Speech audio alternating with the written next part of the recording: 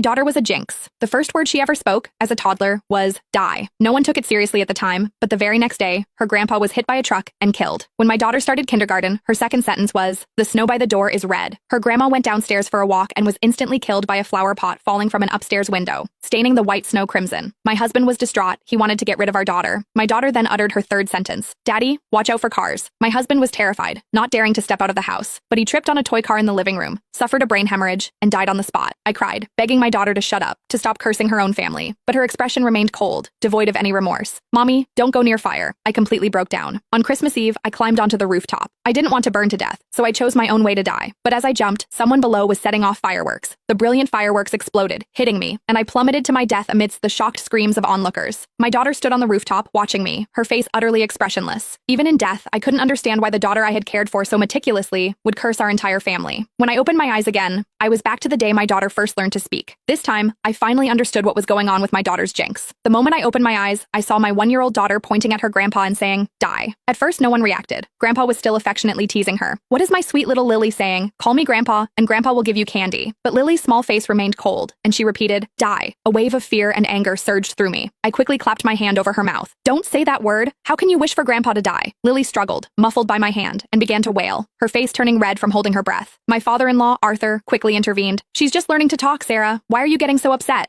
I pressed my lips together, my body trembling uncontrollably. "She's cursing you." Arthur paused, then laughed. "What are you talking about? She's so young. How could she possibly know what die means?" I didn't know how to explain, so I could only tell Arthur to be careful when he went out these days, especially to watch out for cars on the road. Arthur said he understood, but he didn't take it seriously at all. I repeated the warning to my husband, David, who also laughed at me, saying I was overreacting. He looked at Lily tenderly, saying our daughter was anything but a jinx. He even tried to comfort me. "Sarah, are you having postpartum anxiety? Maybe you should take a break and let my parents take care of Lily for a while." A sudden chill ran through me. I immediately shook my head. No, absolutely not. What if Lily cursed someone else when I wasn't around? But a sliver of hope remained in my mind. What if the previous incidents were just accidents? I hadn't let Arthur leave the house for days, and I'd even put away all the toy cars. I was terrified of a repeat of what happened to David in my previous memory. After a few days at home, Arthur got bored. "I'm just going for a walk in the garden downstairs. Don't you worry about it." I warned him repeatedly not to go anywhere near cars, but Arthur still had an accident. He missed a step while going down the stairs, tumbling all the way down. His head landed precisely on a protruding nail. Arthur died on the spot. When the ambulance arrived, they immediately called the funeral home. My mother-in-law, Martha, knelt beside Arthur, sobbing uncontrollably. How could this happen? But her usually kind husband was gone forever, unable to hear her cries. David rushed back from work, his eyes immediately red with tears. Yet, he calmly contacted relatives and friends, preparing Arthur's funeral. I held my innocent daughter, overwhelmed by guilt and self-blame, but Lily remained perfectly innocent, as if nothing had happened. I pinched her cheek, making her look at me. "Lily, tell Mommy, why did you say that word? Why did you have to curse Grandpa?" But my daughter couldn't answer.